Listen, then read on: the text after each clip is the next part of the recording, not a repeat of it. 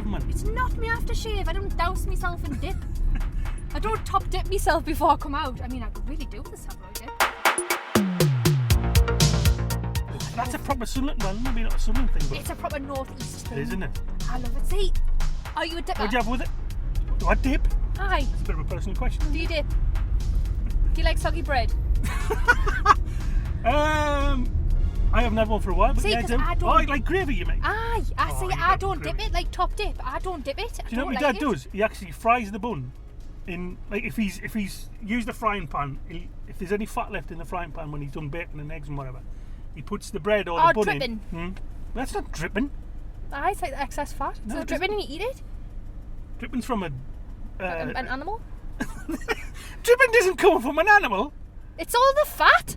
That's what dripping is. When you've cooked it, yeah, but When you've cooked it. cooked it? When you've cooked it, not cook it. When you've cooked there's it. no such thing as Cooked. When you've cooked the chicken. So how do you spell Bleh. cook? C-U-K. Cook. C-O-O-K. With no Yeah. vowels. Cook. Cook. It's an ooh sound. We're I'll not getting into this. Good. Oh, God. I've actually got this. I quite like me Code dripping red. smell.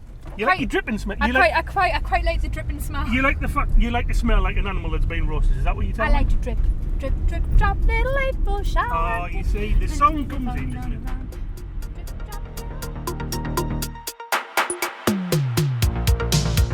Hiya, I'm Betty Ball. And I'm Stevie B. He's a Mackem. She's from South Shields. And this is Speak Up Sunderland. If you haven't guessed it, this is a weekly podcast about the northeast British city of Sunderland.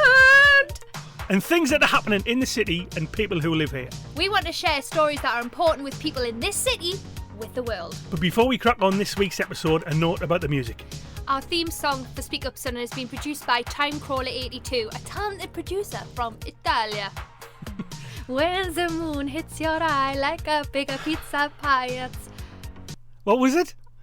I'm not going to tell you what it is because you've sang it before. Is it Monet? Isn't that a Monet. famous artist? It is actually. Uh-huh. Oh my God, you got something right. So what's the answer? Amore. Amore. Do you know what it is? Amore. Do you know what amore is? Haven't got a clue. It's a pizza. No, it's not. Don't lie to us. Sometimes I check on Google for Timecrawler82 for my name to see if something new is popping out somewhere. So I saw myself featured in your podcast and I was like, okay, let's have a listen. But after I heard my song, I kept listening because I was having real fun. Also, I was curious about the air show and the REF anniversary because one of my favorite bands is Iron Maiden. And they do a lot of references to the Royal Air Force, the Battle of Britain and Second World War. And I was just coming back from home from their concert. So yeah, I guess that the world is not so big at times when everything connects like this.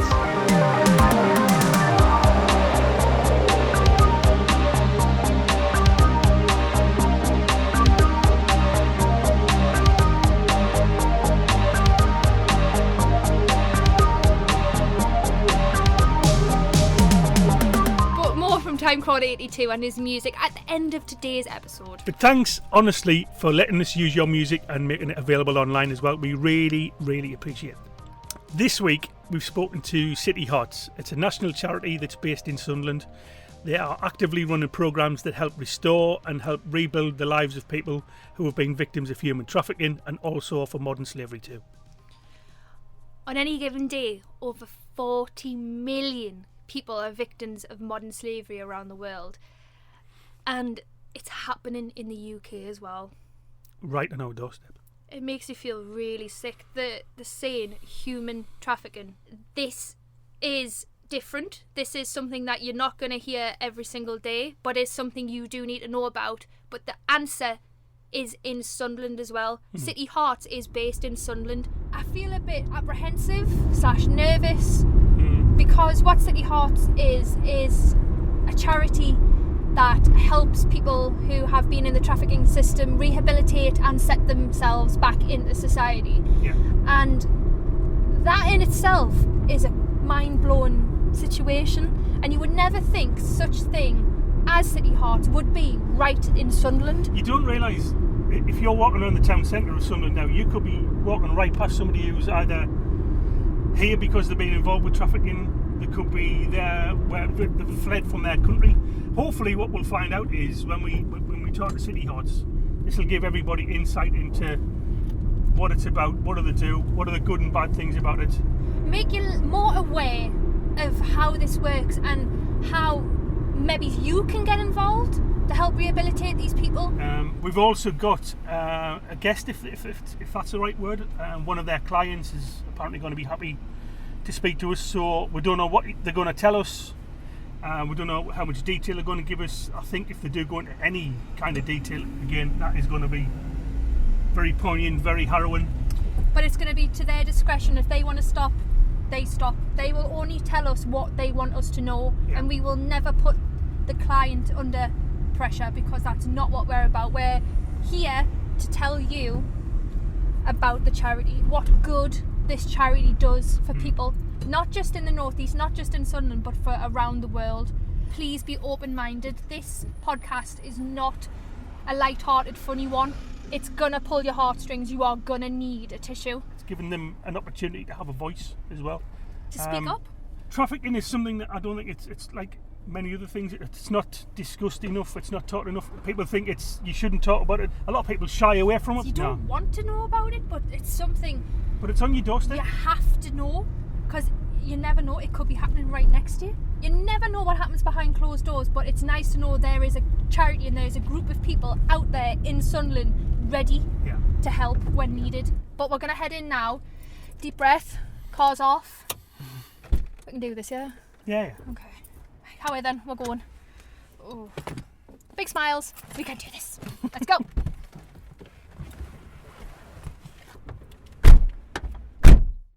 I still look back at that now and feel sick.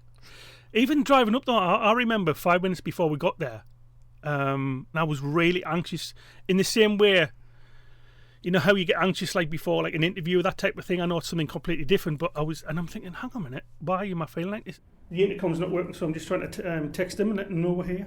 I'm really nervous, Casey. I can hear my heart thump. I'm not gonna lie, I really can. This is real. It's at home. You don't think it's at home, but it is. It is literally on our doorstep. It's in on Sunderland, our doorstep. which is why we're doing what makes it better though is that we have the answer to rehabilitate people right here in Sunderland. I'm actually more nervous because we're speaking to somebody who's affected. Yeah, somebody's directly been affected. It's a situation somebody should never be involved in, but we cannot be ignorant on the situation that this does happen. But it's happening on our doorstep. We drove 10 minutes to speak to someone about human trafficking. But what's also on our doorstep is the answer to rehabilitation out of it. I was going to use the break room. Is that okay with you? Yeah, I'm not using it. Sorry about the heat. I know. So it's as warmer here as it is outside, isn't it? I think it's warmer in here. The offices were lovely. Most of the desks hadn't been moved in yet, and Angela Lang from City Hearts told us all about the move. It was an empty building and they wanted to basically make sure that the bills were paid because it cost them money to run it. They basically put it out to the public, to any charity to bid for it, to put it to auction. So we bid for it and we got it. We were successful to get this space up here. It's quite exciting, yeah. I mean, you got the potential to expand and do what you need to do. Yes. Yeah, excellent. Really because normally it's the opposite, isn't it? You're in this place that's too small. Yeah. And you got more people coming in. And that was certainly the case before. We were in the basement room of our safe house, using that as offices, which potentially should have been a bedroom, but we were using that as offices. So, to move in from that downstairs where we had no sunlight to move up here, it's really nice. I love the yellow. It's a very happy colour. Angela works in the intervention support programme, providing drop-ins for clients who come in once a week. And also telephone support on a fortnightly basis for clients that have exited the safe house or exited outreach. We don't want the clients to finish the City Hearts programme and then we kind of drop them off the edge of a cliff and they've got no more support. So I kind of provide that post City Hearts support for them. It's amazing, and it's right here in Sunderland as well, which makes it feel even better. You don't think that things like this are local. You always think it's like other side of the world or it'll never affect me, but you don't think it does. It's right here. Trafficking is on your doorstep. You know, we were talking about this coming over. Yeah. You know, you could be walking around town, you don't know who you're walking past. You could be literally walking past somebody who's just arrived in the country. You don't know what the circumstances are. It is amazing how unaware people are of how much goes on and how close to them it actually is when they're made aware of it. Let's do it then. Come on, let's go. All right, No worries. Before we go in, He is absolutely lovely, the client. He is so relaxed. And what I've said to him before we start doing all the questions and things is whatever he's comfortable of saying. If we ask a question that he doesn't find appropriate, does not have to answer it. At the end of the day, this is a person that's been through something. This isn't just a story, a film, a text, a bit of information we'll find on social media. This is his life. Hi, my name is Joy. I'm from Vietnam. I am 22 years old. In poor country, is a lot people. They don't have food, don't have money, and they so working too hard day by day for earn money, for earn food, for feed children. So my parents is same. They working and they earn money for me, but we are not lucky. I lost my family. I lost my parents forever when I had 5 years. So I been my life alone. I need to help, to support from all people, but no one care. I am child and no family, so no one care, I have to care myself by myself. I don't know why, but I just say that wasn't lucky. I met some people and they not good people. They are so bad people like mafia or the gangster, and they took me to all the country, to all the place, and I have to working a lot day by day. Yeah, but they treat me very bad, not good. They don't give me money, they don't give me food, good food, or they don't give me medication when I got sick.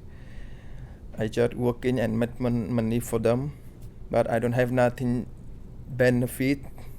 They moved me here in UK. I think I should escape, and I escape from them, and I find helpful from police, and finally City Hot got me and helped me. But really the first day when I come to Sunderland, when the police took me to Sunderland, I don't think I will get good thing. I think I will go play like prison. But when I come, the people talking with me, no more like friend, and help me and give me a room and bed and pillow and blanket, and they buy for me new clothes. I don't remember when I have new clothes. And you look fantastic. You look well, and you really suit that hat, I'm not gonna lie. I'm very jealous. But yes, and I'm so pleased that you found a safe place in Sunderland, and you will always be welcome here. Always. I'm gonna cry. Oh my god. I can't do this. This is ridiculous.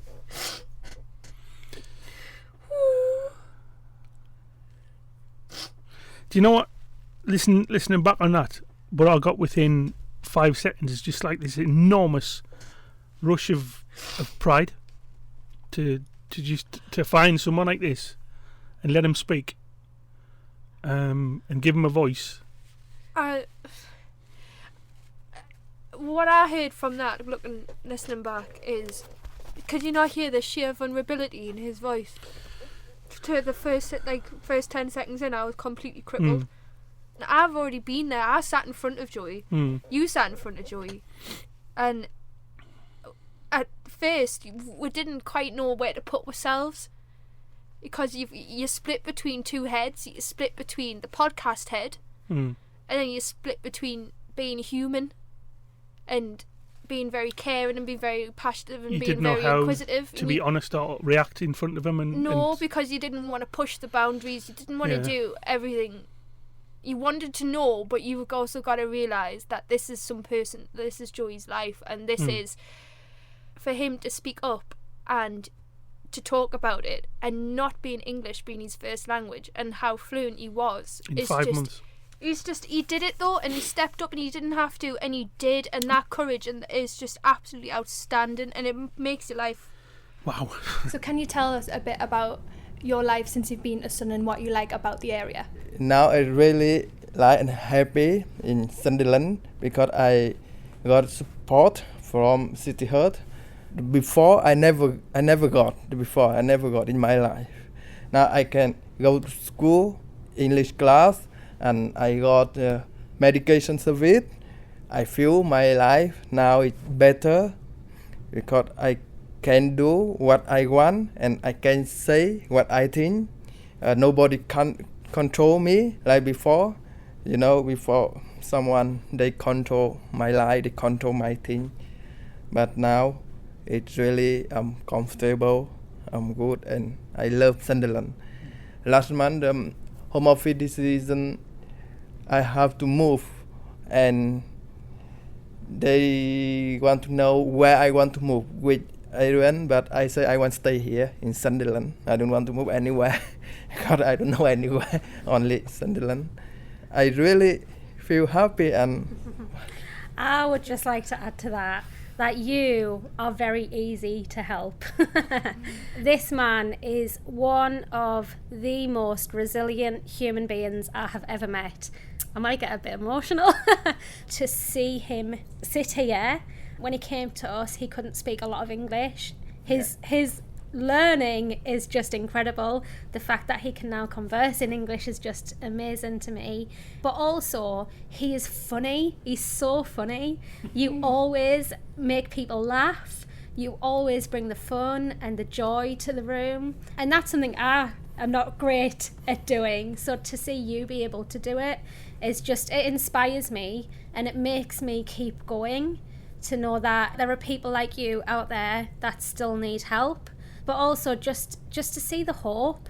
And I know he has dreams, and there's things that he wants to achieve in the future. So if we can even just help a little bit with that, then I can't call this a job, really. I can't call it work, because this is my dream. This was always my dream, to do something like this. And I never thought it was possible. These jobs didn't exist. I worked in retail for 8 years before I did this, serving coffee. So to be able to do this now is just an incredible honour, but also just to be able to work alongside people like you is just massive for me. So thank you for making my job easy. Thank you. This sort of thing just blows me away, though, because you think it's somebody else's problem. It doesn't happen here.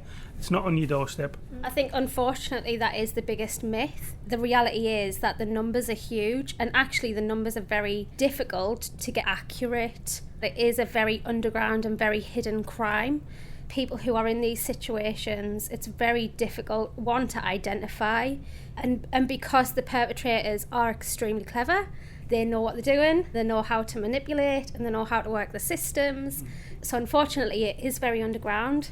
Numbers sit around 24 million people in the world are victims or are in some form of slavery at the moment. 24 million? That's insane. 24 million. I don't think people can understand the enormity of 24 million. That's almost half of the population of the UK. However, last year the National Crime Agency did do some research, and they're now saying that they think that number is probably just the tip of the iceberg. And because it is so hidden and because it is so difficult to identify people, they predict that the numbers really are a lot bigger than that. I don't like to focus on numbers too much. It can become very overwhelming, and also it depersonalizes it. It's very important to remember that there is a human being behind each one of those numbers, and to just personalize that, really, because at the end of the day, this is a human issue. Every person that you're dealing with, it's a human that you're dealing with, so is each one completely different from the one you've just done? Yeah. You always think you've heard the worst you can ever hear, and then something else comes along, and all of a sudden it's like you hit with it again. I always think it's going to get easier to listen to. It's going to get easier to do the job, I suppose. Even if on paper it looks the same, they could tick, two people could tick the same 5 boxes. They could be from the same country.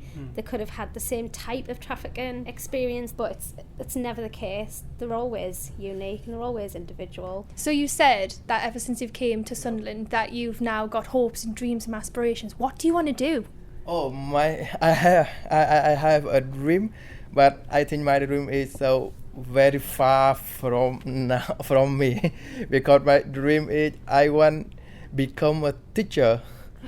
Yeah, a teacher for teaching English. It's impossible, yeah, because I could speak fluently English, but I always want one day I can speak and understand everyone and normal English. And I speak native, teach children how to speak English in poor country, because in poor country, children go to school, they have to pay money. It's not free and very expensive. It's not easy for them. So I want, and one day I can help them. I can teach them art less, speak English free, no money. So it is my dream, big dream. I always think about it. My effort every day, I try to do my best. I learn English, every word, everything. I write new word in the word, in the paper, because I really want to become a teacher. You can dream it, you can definitely achieve it, and I cannot wait until I see and hear that you are then going to be a teacher. I can't wait to see the day. You've got the determination, you've got the strength, you've got the mind, you've got the power, and you've also got the want. Go for it. I can't wait to see you do it. What you've got is probably what you don't realise. You've got a real hard determination. You've come from where your home is to somewhere that's now your home, but it's not. This is all different to you. But you already can speak the language. How long have you been here? 5 months. So 5 months. 5 months. You've been here 5 months? Yeah. So if you can do that in 5 months, you probably teach me English in a year's time. We do always joke that he speaks better English than we do. I remember when you hadn't been with us for very long, and he uses, or at the beginning he was using the television a lot to learn English. One television show that you watched a lot was Friends, which was great because you were coming down and saying, he just kept shouting, pivot! Papers. Just one day walked out and started shouting pivot. But what I loved is I had a little cactus on my desk. And he came down and he named the cactus Chandler. And he would come in every morning and he'd say, "Hi Abby," and then he'd say, "Hello Chandler," to the cactus. And it would crack me up every day. And then you told me I was Monica, didn't you? Yeah. That kind of hurt a little bit. I was hoping for Phoebe, but I'm Monica apparently. So this is Abigail. My name's Abigail Harding and I am the senior caseworker for City Heart in the North East. Abigail told us all about City Heart's growth since they started in 2005 in Sheffield. I believe it was in 2010 we opened our first safe house for survivors of modern slavery in line with the government initiative to battle modern slavery. Since then it's just kind of grown and grown. We have projects all over the UK now, as well as in some other countries. And so within the Northeast, we are purely anti-slavery. So all of our clients have escaped or been rescued from experiences of modern slavery or human trafficking. Abby shared more about the key challenges of her role at City Heart and why it is so important. My biggest frustration is that there is so much out of my control. I didn't realise this until the last few years, but apparently I'm a bit of a control freak. My husband likes to tell us this a lot. I am a laid-back person, but when it comes to stuff like this, the clients are waiting on decisions that are out of their hands and out of my hands. And there's just so many factors to their move-on plan that I just can't do anything about. And that makes it really difficult for me, especially when the client is moving on. And say they are moving out of the safe house and into alternative accommodation. Although we will continue to support them once they are outside of the safe house, I don't have any say over that accommodation. I have very little say over where in the country they're going to end up. And that can be really difficult because you do come to care for the people that you work with, and you just want to keep them close and you want to know that they're going to be looked after and be protected. And I don't have any control over that, and it's really hard to let that go and to just trust the systems that are in place. Systems are flawed, they always will be, unfortunately, especially when we're dealing with people. But it's just trusting that at the end of the day people will be okay. So when they're in our care, they're here as potential victims, and they're waiting to get a decision from the national referral mechanism to say whether they have been a victim or they haven't. And the whole point of the service is to get the clients independent again, so that they can move on with their life, to just equip them with whatever tools they need to do that, whatever that might be. It's just really making sure that their basic needs are met and that they have everything they need to be able to move on and achieve and do everything. Can you give us like some ideas of what trafficking is, how bad it gets? Trafficking is the transportation of a person, either against their will or under false pretense. So they might agree to move from one country to another, but then when they get there, discover that what they were promised was a lie, or they can be moved against their will. Human trafficking doesn't discriminate. It affects every type of person, every nationality, every colour, every gender. It just preys on the vulnerable. You find vulnerable people in every walk of life. It's difficult to get across and explain on a programme like this. You smile a lot. You smile all the time. Yeah, smile. And I can kind of understand why, but I also can't. Having heard what you've gone through, even just a little bit of what you've gone through, to see you smile and be happy, and to learn English in 5 months, and then also to have an ambition to want to be something is really humbling. Like you say, your past is your past, and your future you're now in control of. And what's so amazing about you is you're now learning everything and gathering everything, and you're giving it back. You're not just keeping it for yourself because you've never had it. You've went, no, I'm going to now give it to other people who need it. And I hope you stay in Sunderland, and I hope you push that positivity out of the community and show people who you are and what you can do. If you're staying in Sunderland, to maybe come and see you again, maybe in 6 months' time. Oh yeah, and come back and see what you're doing. See how much has happened in 6 months. Come and talk again. How things have changed and progressed, that kind of thing. And now, yeah, we can in 6 months later. How do you feel when you hear him tell his story to us? I mean, really, more than anything, it just spurs me on. I can't really say it's not that I feel proud, because a lot of the time I'm like, it's not really much of what I'm doing. It's really just, it's a testament to who he is, how resilient and how determined he is. It's just inspiration to me to just keep on going, because you do sometimes get cases where you think, or just not just cases, but there's moments in the job. Very recently, I've had moments of just, I don't know if I can keep doing this. I don't know if I can carry on. I don't know if I'm strong enough to keep doing this. So to see and to hear the work is working, and also just to know that people still need it, I guess a little kindling in the fire for me to just keep on doing it, despite the hard days. So we've asked Joey, bless him, if he wanted to share any messages in his native language of Vietnamese. Để được có ngày hôm nay, tôi thật sự rất cảm ơn sự giúp đỡ của. I would like to say thanks to City Heart, Alreeeet, God help me get a better future, better life, and make me feel happy, make me forget what happened with me in the past. I want to say thank you. Tôi xin thành thật cảm ơn các bạn rất nhiều. Thank you. We're always looking for extra help. And it could be anything. You could have a gift for maintenance, or be an electrician, or just be really good with people. Sometimes we're just looking for someone who can, kind of buddy up with the clients, who could maybe take them for a cup of coffee once a week, that kind of thing. So if anyone is interested, I mean, the easiest thing to do is to head to the website, which is just cityhearts.co.uk, and there's an email address on there. You can shoot us an email. There is a bit of an interview process, an application process with that, but we're always looking for volunteers, always. And I would just like to say thank you to you guys for coming in, and for, I guess, giving us a voice. If more people know, if more people use their voices, if more people educate themselves, then eventually I absolutely 100% believe that we can do something about this globally, and we can put an end to this. So if you do anything else today, Google human trafficking, get some statistics, find out about it, and start speaking about it, start having conversations about it. It's that simple. It's not the happiest of conversations, but just start talking about it, start posting about it on social media. Just do what you can, where you are, with what you've got, and that's how we put an end to this.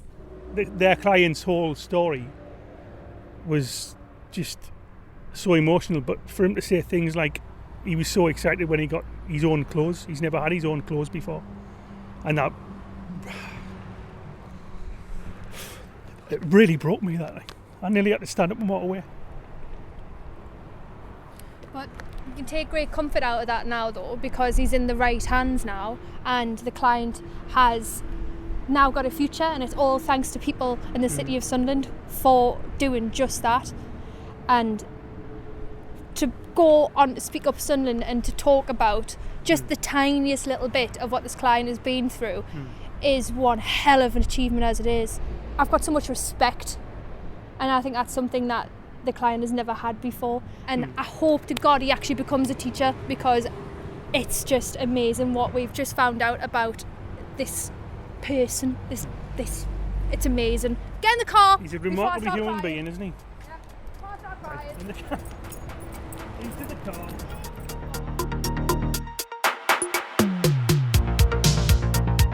Our intention was to give people a voice and to allow Sunderland to speak up, and they certainly did, didn't they? Exactly. There is more than just Mackems in Sunderland. There was somebody from the other side of the world. Yeah. He was so, you could see he was so genuinely happy to be where he is. I mean, to be honest, I actually thought the opposite. I thought he would be heartbroken because a bit more his home is Vietnam, where he's from in Vietnam. I mean, the sheer inner strength and the power that he radiated was absolutely insane, and we don't even know the half of it. We didn't even get the tip of the iceberg. No. You think your whole world's ending, and then you meet somebody like that and you go, oh my God, you need to get a grip. You think you've got problems, but you realise you don't. Yep. And I'm not saying people's problems aren't problems and they're not problem worthy, but sometimes you do need that little smack in reality, and I've just had it massively. I'm going to go home tonight to a nice house, to home comforts, to somewhere nice to sit down, to a nice TV, to food. Shelter, warmth, safety, family, love, care. And he's just so grateful to have a roof over his head, to have some food. I think it's just to have somebody to talk to that doesn't want anything from him. When he was speaking about the past, he always found the fact that it was always somebody who was taking something from him, that took his vulnerability and twisted it against him. And that in itself is a crime. And then to find sanctuary and to find a bit of safety in Sunderland is amazing. And I feel so very proud of Sunderland, and I'm very proud of City Hearts for giving that opportunity to somebody who never had it and should have had it from day one. I think Abby's job, clearly it's very, very hard, but God, she does it well though. Yeah, I mean, can you imagine, even just from today, she seemed very grateful that obviously we've come over and spoke to them and given them a voice. She seemed very, very grateful on that, but I understand what she's saying is she goes home and it's not a 9-to-5 job where you're doing the same thing every day in an office. She's trying to help somebody get their life back, isn't it? How he developed his English was watching TV, and we thought, oh no, what's he going to be watching? Here we go. And it was Friends, wasn't it? It could have been worse. Oh, it could have been anything, couldn't it? It could have been Will and Grace. Could you imagine if you wanted a pet duck though? Where on earth are you going to put that? You know what it is? We should get him one. We should get him a duck. Or we could get him a squeaky one. Squeaky duck? Squeaky duck, yeah. What's he going to do with that? Can't exactly pet it, can he?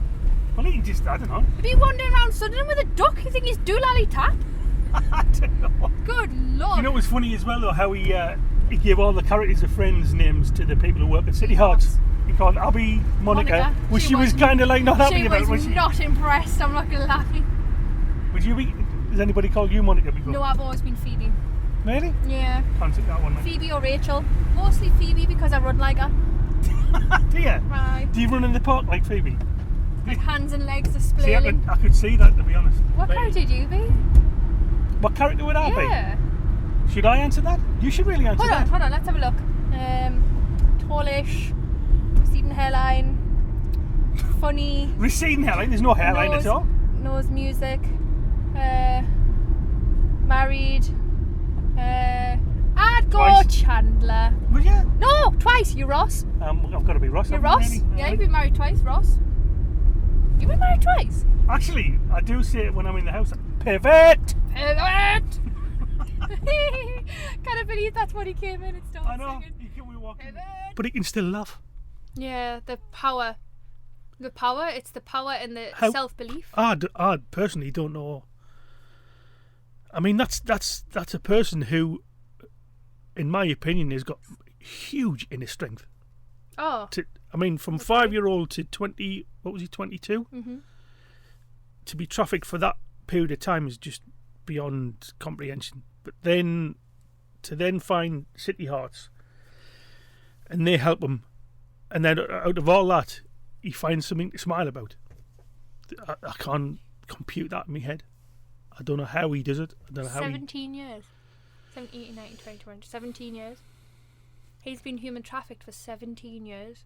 Can't And get my there head he on is, that. sat on a sofa in Sunderland, talking to us, happy as a little lop. And that's what we're forgetting. We're crying and we're like, feel really bad for him. But that guy that was sat in front of us was not sad. He was so happy and so safe and so pleased to be sat in front of her. What did he say to her as well? He said he can't wait to talk to his English teacher about that he's going to be on a He podcast. did, yeah. How excited was he? He can't We wait, yeah. did that. Sunderland did that. We gave him the opportunity to talk, to speak up about his life now and how he is moving forward, and that is amazing. And that is all thanks to Sunderland, City Hearts, Abby, you, me, Jay, Up the Sunderland. lot. Speak up Sunderland. And that is completely priceless. I'm sick of being sad about it because it's not a sad situation. Do you know what I'm anymore. actually feeling now, though? I was excited anyway at the beginning of doing the start of these podcasts, and now we've done number 2. I'm really excited about what we could potentially do as well. I'm excited about Across what the board. Sunderland does. know. I can't believe it. Every single episode, my mind gets blown. Be prepared, everyone who's listening for the first time. We've got so much to give you. And you've got so much to give us, but you need to give us this. If you're listening now and you think there's anything that's interested you, anything that we've said, whether it's just one sentence or 30 minutes of it, contact us, right? Contact us, leave us a message. We'll come and find you, and we'll find you wherever you are in Sunderland, and we'll give you a voice. You've got a voice. We'll give you the platform. That is what Speak Up Sunderland's about. And Sunderland, don't be afraid of Betty. She's not that scary. I'm lovely, really. And I'll give you a cuddle. I'm great then. So at the beginning of the podcast, we were talking about Timecrawler 82 and his music. Thank you for being so amazing and offering your musical tunes for Speak Up Sunderland. We love it. Or as we would say in Sunderland, it's class. Belter. It's belter. It's pure belter. Hello everyone, this is Timecrawler 82 and thank you so much for the opportunity of this interview. To put it simply, I can't live without music.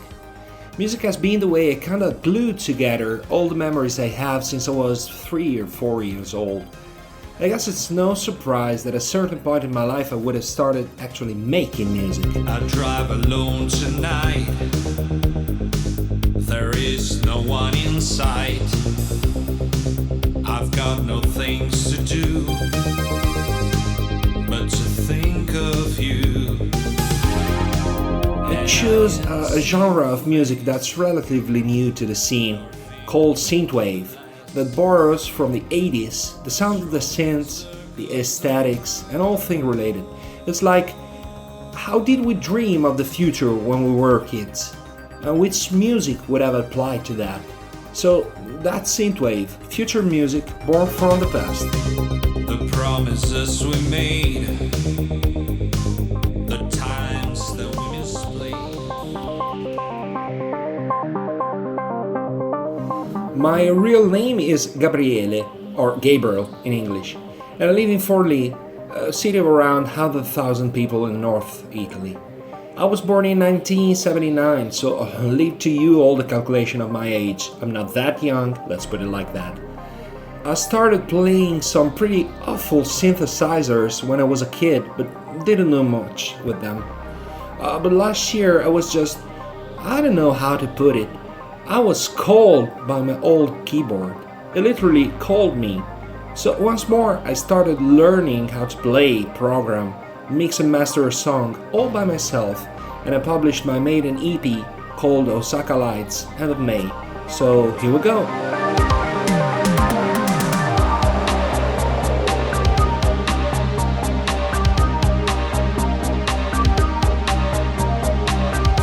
Music for me is something unavoidable, but not something I decided to be my main job, main career, or else.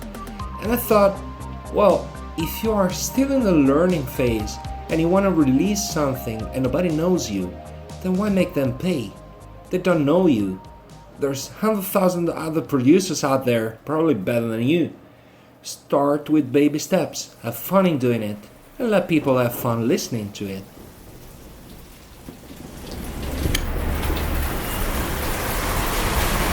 Right now I just want to enjoy making the music a lot. And by the way, this end of summer new album, this time an LP, is coming and it will be still absolutely free. Then what happens next, who knows? Will I be the next Ennio Morricone, or will it just be a one-hit wonder? Or will I disappear slowly over time? I don't know. For sure, I know that I love making music, but I also love my wife, and if my music will pay the rent, well, who am I to disagree?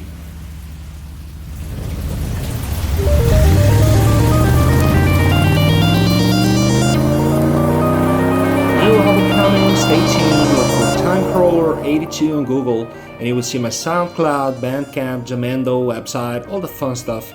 Never forget who you were, because who you were might become what you will be.